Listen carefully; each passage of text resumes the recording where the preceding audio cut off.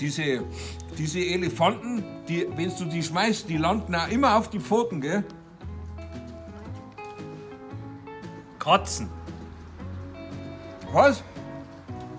Katzen.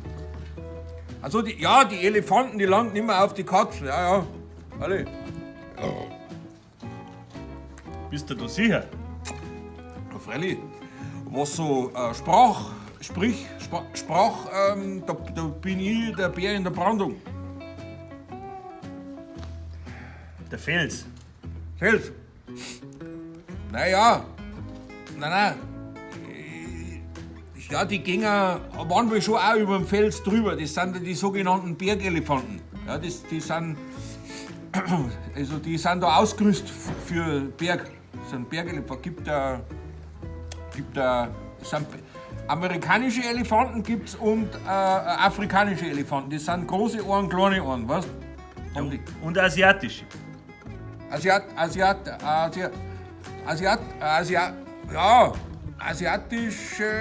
da gibt's keine Elefanten. Die haben, weil bei uns ist er vorne, die haben eher mehr so Huhn süß-sauer, Ente, Peking-Ente haben die noch, was? Peking?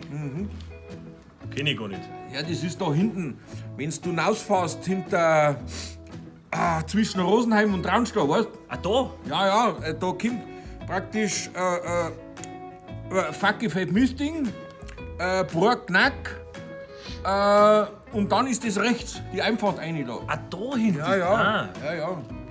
Und da, das ist ja da und da ist ja die Elefantenzucht hinten. Mit den Enten? Nein, Elefanten. so. Elefanten. Freilich. Da deren die züchten. Die Bergelefanten? Ja. Die gingen dann ab und zu, gingen die mit denen, gingen's, weißt du schon, da bei, Kampenwand. Kommen die drauf? Ja. Die fahren auch mit den Liften auf. Was? Schleppliften. Da sind die trainiert. Dass du es weißt.